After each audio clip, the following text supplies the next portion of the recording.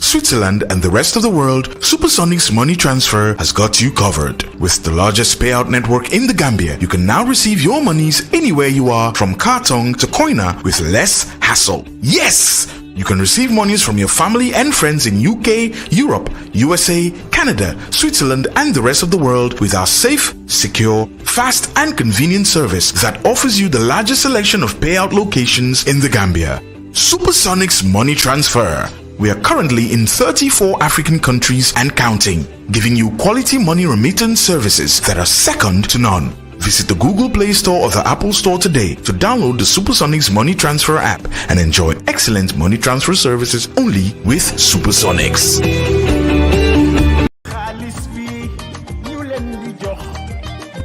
Chimchina tong du chaku kanjakawi Washington tem kaw unoro mak di bitende bampani binkre pisiyam puya ko nkatu lemp nkati kata nka unoro mak du seni chim pichanga timo aybe nirano bu tingiti ja tukan legi kitub ki pichanga timo the Washington COVID-19 Relief Fund ika buko wulu umil uncham US dollar unchamu ichitiba tiet ndika look teburka yepu pulokoko kambeku na bokul brika fakul brika wulkul pisien te brika wulkul ice te ko yirika norano wi uchim ngalka kai katar uchaku munto bitendi bi mpurputub ki pichanga timo purpu kabul o uchim purat purpu pijawkul ba pichen ko tim purpu kabu tendi ti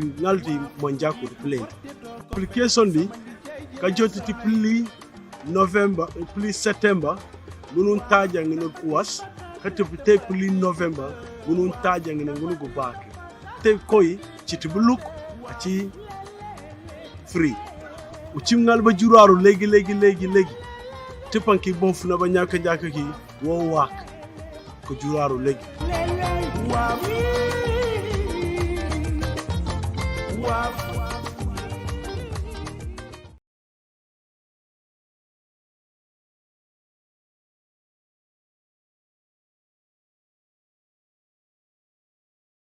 business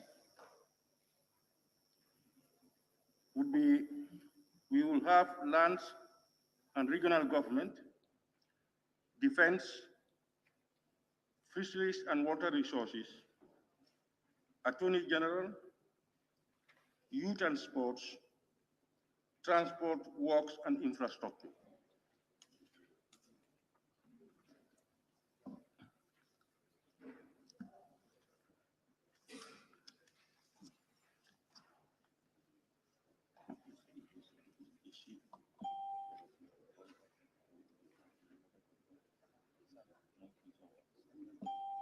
Clerk, can we now commence business? Corrections for oral answers, Standing Order 3641 by the Honorable Minister for Lands, Regional Government.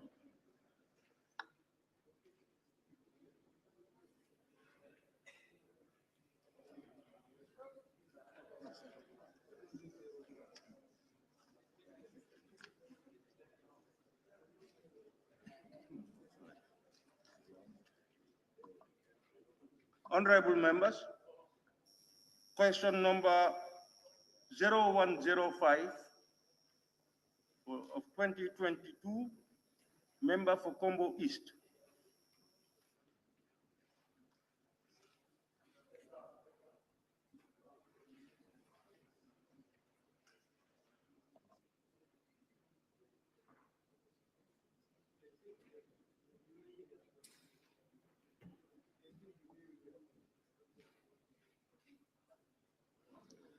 Member for Combo East, is he in? Down. He's out.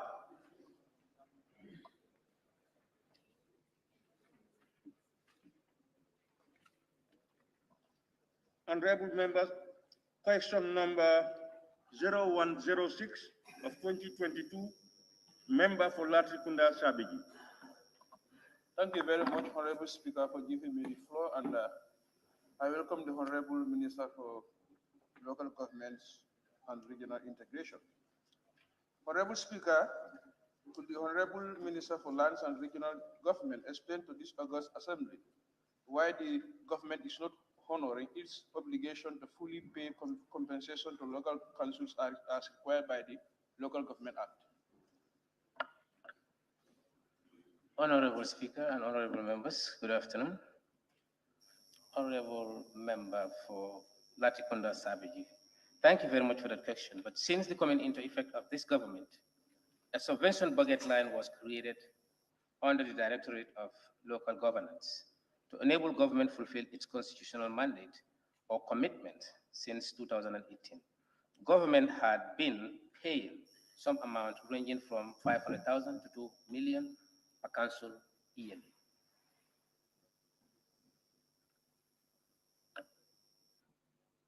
But this amount doesn't represent the actual government commitment, 25% of that commitment. That is not the actual amount. So why are you guys not paying the full amount? Honorable Member, it will be rather very flabbergasting because I'm not sure if we know the bucket that councils have presented to calculate that it's not up to 2 million. It's possible it's 25% is 2 million. It's possible. It is not, because I have interacted with all the local councils, and this is what they complain that they are not receiving the full package from the government. Honorable Member, if you are conscious of the situation, you would have realized that the councils, 98% of councils have not been presented audited accounts to this office or to this August body for long time ago. Then how would we know that this is their actual spendings per month or per annum to enable the ministry know how much allocation this will get as a 25% contribution of government? It's not possible. Thank you very much, Honorable Member, Honorable Minister. We now have the Honorable Member for Kansala. Thank you very much, Honorable Speaker, the Minister. A quick one. Is there any plans as per the strategy of the Council for any feature for the payment salaries for councillors? Thank you. That's a substantive question.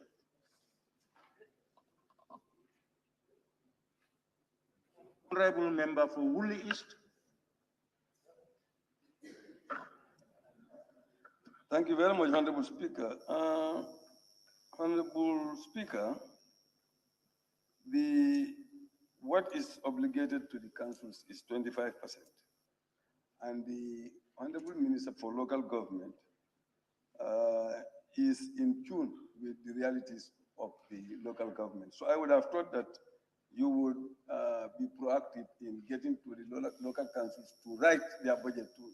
How can area council that is in Brikama and the one in Basse get the same amount? Because their budgets are likely to be different. How do you come to give them the same amount? Honorable Speaker, I hope the honorable member is asking me a question that is new, because he's not asking me my own perception and my own mind created around the council's own revenue and the contribution of government and what is our position about it. I think the question is the 25% specifically. Talking about the 25% is calculable by the amount or the amount of, let's say, the budgeted amount. Now, the budgeted amount of councils, how many times have we thrown out councils' budget or reports in this parliament? Up 10 times, right? That means we don't have the financial report of councils to enable advise ourselves what the 25% could mean here. This is more of a reason in order to curb some of their challenges and to enable them implement some of the program. This is why Gambia government allocated $2 million per council. And notwithstanding, talking about the variation of the sizes of councils, that's why we have 500,000 to $2 million separately. Honorable Minority Leader and Member for Brikama North. Honorable Minister, this sounds very interesting. Are you trying to say it is as a result of failure of the council to submit their audited account? That's why you give them the amount from 500 to 1 million, 2 million. If so, since we talk of 98%, that means there are some that are in compliance. Why didn't you act that way and give them what the act required you to do so? Up to the last time I was invited to this parliament, I think there was only one that we say or claim to have been compliance to the audited account submission approved by the National Assembly, honorable member.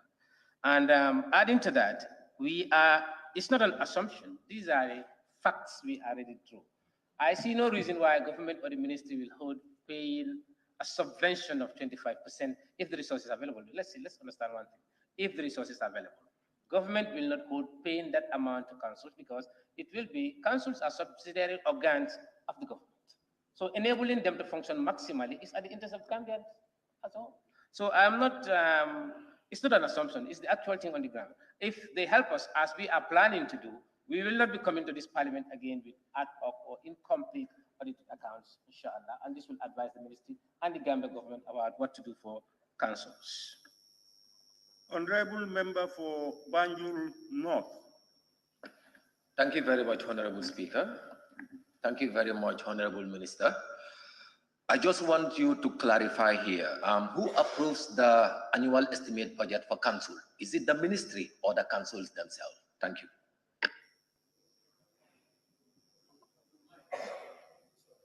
Is the Minister of Finance? It's not council themselves. Honorable member for... They will get, and then we jointly convene. Honorable members, please. Honorable member for Lower Sal. Thank you, Honorable Speaker, Honorable Minister. Honorable Minister, hope in your policy gap there is no lapses, because the 25% what the Honorable member is asking, if the council is not running for a deficit, and no council around these regions they are all running for deficit. This 25% should have come to 40-60. The 60%, what goes back to the people is not forthcoming. Then why the government now giving subvention to the council when they are running of a deficit? Why? Now, the subvention is to uplift and to also enable councils fulfill some of their commitment to communities. And I believe these are subvented accounts or amounts given to councils, and they have been monitored as per the program they have presented to government. Members, we now move to the earlier question. The member for Combo East was out.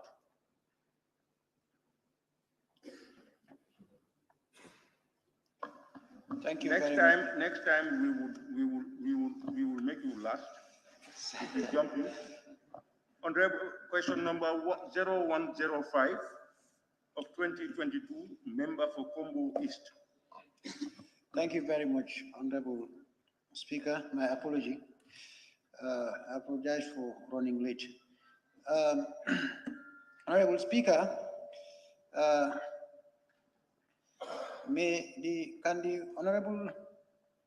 could the Honorable Minister for Lands, Regional Government update this August Assembly on the compensation status of landowners that had their lands assigned to the M.A. Karafi in Kuloro of Kafuta and that of the University of the Gambia at Faraba?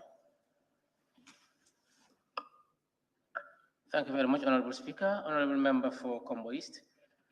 The land that the UTG is occupying in Faraba, according to traditions, is a gift from the community to the government, and it was handed over to the University of the Gambia. The Harafi Kafuta Kuloro scenario is the land has been acquired by government in a similar scenario, and instead given to Gaipa, who in turn rented it to M.A. Karafi. We are made to understand that this issue is currently in court, but we will also intervene to find out what has been the link between Karafi, Gaipa, and the community in terms of the rent that they pay to Gaipa that should either or anyway been amounts that are supposed to be shared between Gaipa and the community, or is it the communities, or is it only for Gaipa? We will find that out and then we'll let you know.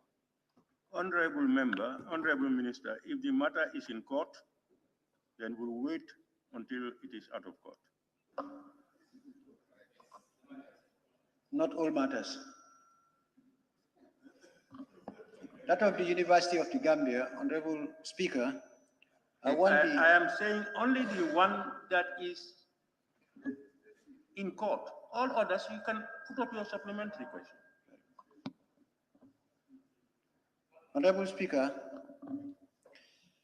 I still further want to ask the Honorable Minister, put it to the Honorable Minister that for the Faraba Banta campus, he has just stated that it is a gift from the community of Faraba of traditional owners. To me, this does not convince me much because people are claiming ownership of these lands and they could not identify the territories of these lands. The demarcations for these lands are not being identified better to these communities. If those kind of arrangements were made, I think farmers would not be conflicting in getting encroaching into the claimed premises of the university campus by way of occupying still as their farmlands, and some of them are disposing part of it. What is the supplementary question? The supplementary question is there any proof to show that these communities mutually were able to voluntarily issue these lands to the University of the Gambia on a mutual understanding? Well, if the proof was requested in the question, we would have tried to get you the proof because that will be the list that has been subleased to the UTG. But unfortunately, we didn't ask that in the written question. So we will search for it and make it available to you. Do you have any list? Any other supplementary question, please? Yes, Honorable Speaker. In respect to the allocation of Kafuta, Karafi Kafuta farm to the communities of Kafuta, I think could not be as of that of the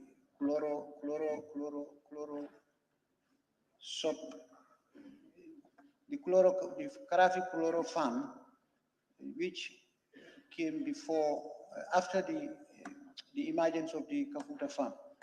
Is it a similar way that the Kafuta people also mutually offered this thing to the communities or to the MA Karafi, yes, or it is acquired? Honorable Member, I think yes, that's what I said.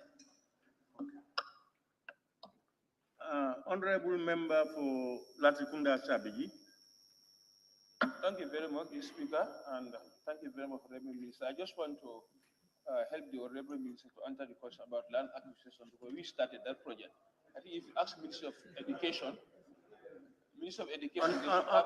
Honorable Member, you have a supplementary question. I'm suggesting actually, not a question. But I want to help the Honorable Minister that if they're going to Minister of Honorable Speaker, allow him.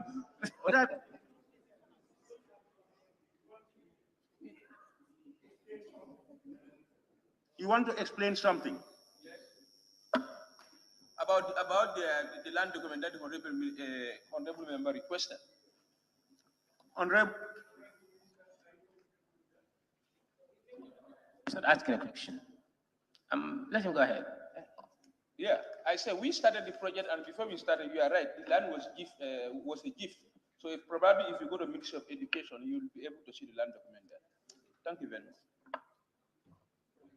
Thank you so much. I think he has helped his counterpart. Honorable Member for Woolly East.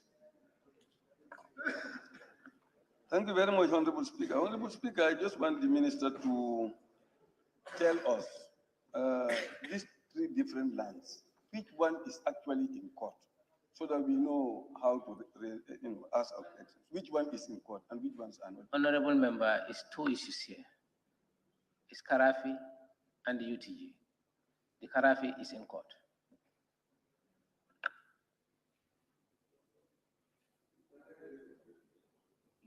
You've asked the question.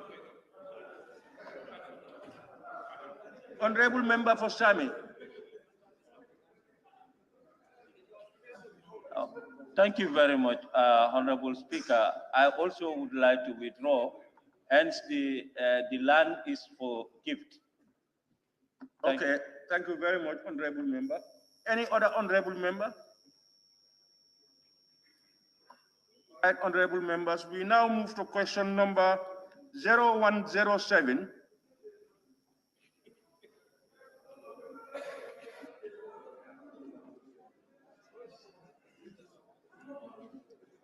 Honorable members, we are now moving to question number 0107 of 2022 by the honorable member for Banjul South.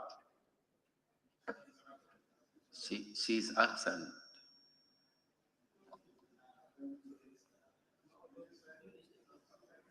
We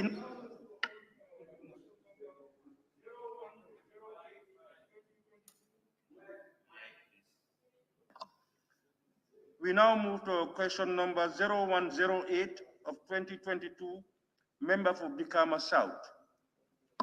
Thank you so much, Honorable Speaker. Honorable Speaker, that's 0109 instead, that of Brikama South. Yes, I'm on it. Honorable Speaker, could the Honorable Minister for Lands and Regional... Hold on. I think a member has concerns. Honorable member, Salimentary? No, it's okay. I thought it was 0109 instead of 0108. Thank you. Honorable member, you can continue. Thank you. Honorable Speaker, could the Honorable Minister for Lands and Regional Government tell this August Assembly when will the ministry engage its counterpart in the Republic of Senegal to clearly demarcate the border of Kombo Dasilame, Dimbaya, and Bajira?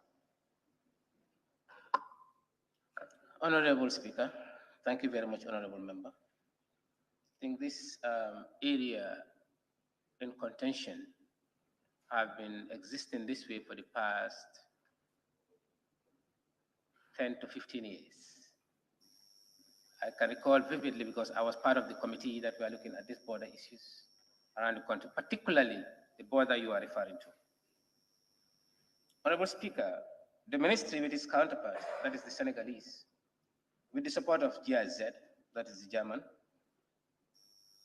has come up with a pre-demarcation activities which is in segments. One, the sensitization of the border communities that I was part of, which was around 2015, 2016. Training for the technical staff of both countries that I believe the permanent secretary present here of youths, I remember he was part of the team, and Lance Director, part of his, and several others part of it. Third, we come to documentation and verification and confirmation process. That is all training. Then we come to the determination of mapping and then tenure rights, with the corridor of the border. Then submission of the decisions on overlapping rights. Overlapping rights mean when you come to a village like Dimbaya, for instance. Dimbaya is a village where you have most of its part somewhere else. We will assume part of it is in Senegal and part of it is in Ghana. But their farmland, part of it is also in Senegal or Casamance region. So these overlapping rights are to be discussed and mutually agreed upon to avail the people of Dimbaya to access their farmlands, even the border is demarcated within or outside their jurisdiction. Then the demarcation then follows. So, Honorable Speaker, the negotiations are on, but I will advise us all not to rush too much on this border thing.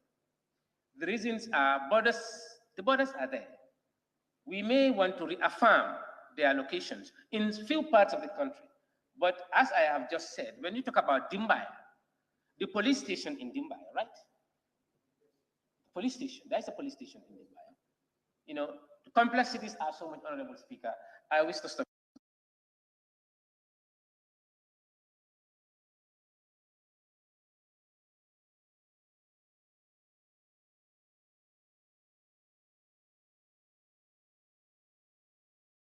Sent in this question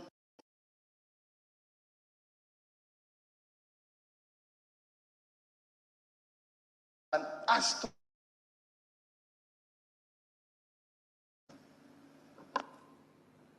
Honorable member, which guy? about your counterpart in Senegal, the local government ministry of Senegal. We will engage them sooner to discuss. But as I have said earlier on, when you say the borders are plain and we call artificial borders, I may not concur well with that one, because when you talk about the borders along Dar es Salaam, the place where those border poles are located, I don't know whether you've ever been there. No, it's not in the village at all. It's nearly 17 kilometers in southwest of Dar es Salaam itself. I walked up to that border you're talking about, the poles. You know, honorable member, we are working on this, and we will definitely protect the interests of this country at all levels, particularly when it comes to border. We will not allow the Senegalese or any other nation. Okay, we are bordered only by Senegal. We will not allow Senegal to encroach and take our land, but we will not also allow ourselves to go and encroach. We have been living mutually, and I think it's important we take this seriously. Our living with our neighbors, counterparts in Senegal, we need to learn so much together and live together. Honorable Minister, I am born and brought up in this particular community, and I believe I know the place more than you do. In Dar es Salaam, there is a community called Tranquil, and if you are aware of it, a few years ago, there was serious Senegalese contingent that invaded that place with the pretext that they are coming to visit their own alkali in that community. And due to the maturity level of our security on the ground, it has been bloody. After that, again, our own immigration officer was seriously slapped. Honorable member, no, wait, let we are me not come. in a debate. Please, pose your supplementary question. Yes. Please. How many times has you have somebody cautioned us all, making reference to the standing orders? Please, go ahead. Honorable Minister, I don't know whether you are able to do a consultation if we are working on this. Are you ready to engage the indigenes, particularly within these regions, when you are going in for the demarcation? No, that's conflicting. You don't engage the indigenes to go along with you on demarcations, you don't.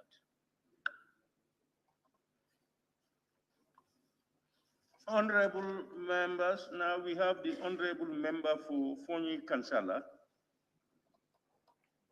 Thank you, Honorable Speaker.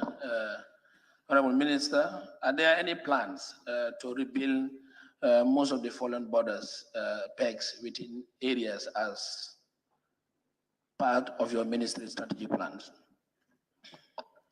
Yes, there are plans, and we have got strategies, and we just putting up resources to make sure we put up the border post. But then,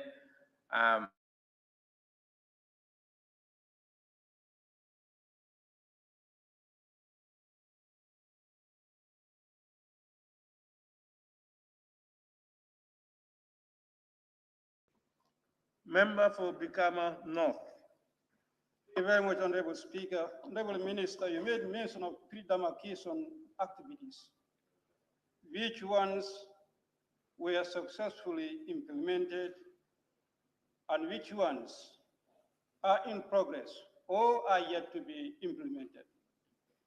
thank you, Honorable Member. Point A to C are processes that have already been undertaken, and we're working on D, E, and F. Honorable member for Woodley East. I withdraw my question because it's already answered. Honorable nominated member Keba Lamfufana. Thank you very much, Honorable Speaker.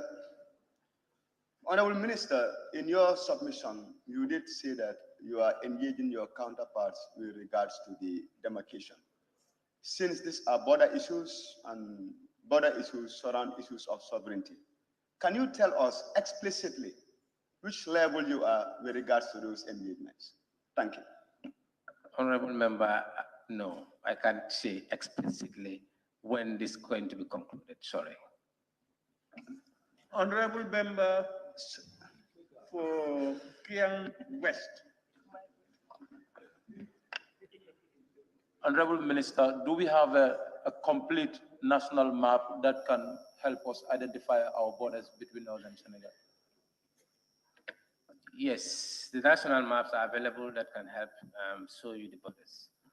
But scientifically, we believe that earth movements and tilting and so on, in geographical terms, or the lands may tell you There are jargons. I'm a novice in it, but those are issues that helps or that affects demarcations and borders. But then maps are available, certainly maps are available for that. Honorable members, we now have question 0109 of 2022 posed by a member for Serekunda. Thank you very much, Honorable Speaker. Honorable Speaker, the streets of Kanifing municipality are overwhelmed with street vendors and cars. Could the Honorable Minister of Lands and Local Government Minister tell this August Assembly what plans the ministry has to provide car parks, the zoning of businesses, and regulatory policy for market vendors? Thank you. Thank you very much, Honorable Member. Honorable Speaker, the ministry had approved bylaws for KM to address the problem of street vendors. In short, KM came up with some proposals or bylaws of which the ministry have approved for them to implement. However, information from KMC indicates that most of these markets are unoccupied because vendors are unwilling to take places within the markets. Car parks are also always very empty. Drivers and the market vendors always prefer to be by the roadsides, which is sometimes very difficult for the ministry to be able to allocate these type of places, and they adhere to it. So it's important for us to note that for every layout in this country, government layout, as I said yesterday, there is always a provision for these social amenities. KM is not an exception. All other places along or throughout the country is not an exception in this.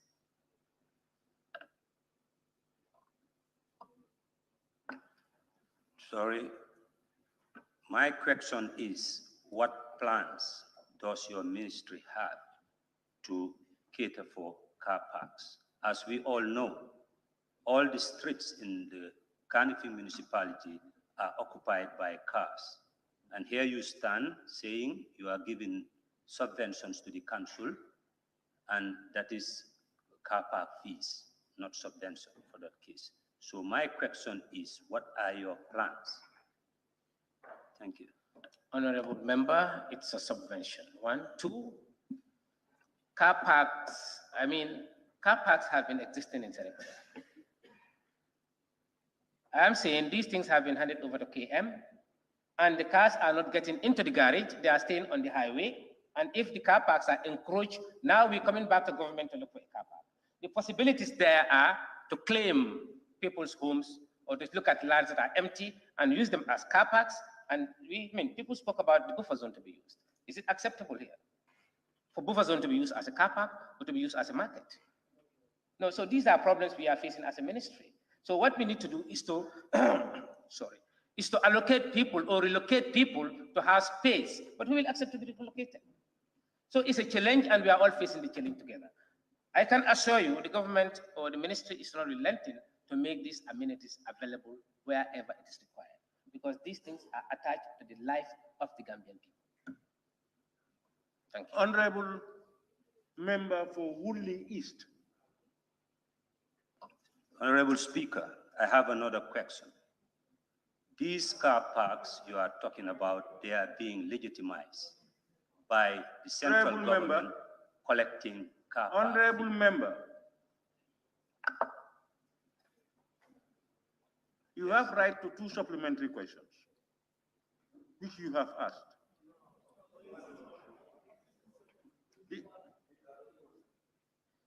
He came up twice. That was the first question that I posed. All right, Honorable Member for Woodley, can you please excuse me? Let him have his second supplementary question. Yes, Honorable Member? Yes, Honorable Speaker. Government have the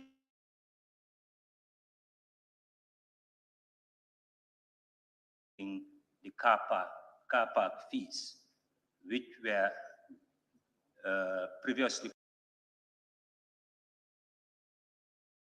controlled by councils.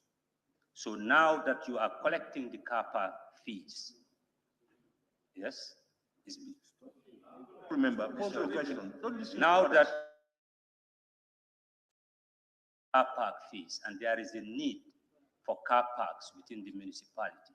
So what are your plans to provide car parks for the municipality?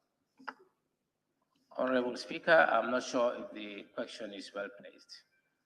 It's not the responsibility of the Ministry of Local Government and Lands to collect car park fees. I think he can redirect it to the Ministry of Finance or the Ministry of Infrastructure or Ministry of Works. Very much, Honorable Speaker. Honorable Speaker.